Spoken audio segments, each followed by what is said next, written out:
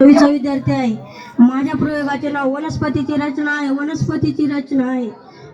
वनस्पतीला दोन प्रकारचे मूळ असतात, एक सोटमूळ आणि दुसरे तंतुमय मूळ असे वनस्पतीला दोन प्रकारचे मूळ असतात। आता पाहूया मूळ खोडाविषयी माहिती। पान, फूल, फळ हे सगळं त्याचं नाही का खोडावर अवलंबून असते। खोड हे जमीन मुळावर अवलंबून असते। आता पाहूया फळाविषयी माहिती। फळ हे अनेक प्रकारचे आणि अनेक रंगाचे असतात। फळामध्ये एक किंवा एकापेक्षा जास्त बिया असतात। आता पाहूया फूल हे अनेक रंगाचे असतात आणि फुलाला पाकळ्या एक किंवा एकापेक्षा जास्त असतात। आणि आता पाहूया पान हे वेगवेगळ्या प्रकारचे असतात। पानाचे दोन प्रकार असते। पानाचे दोन प्रकार आहे, एक तंतु संयुक्त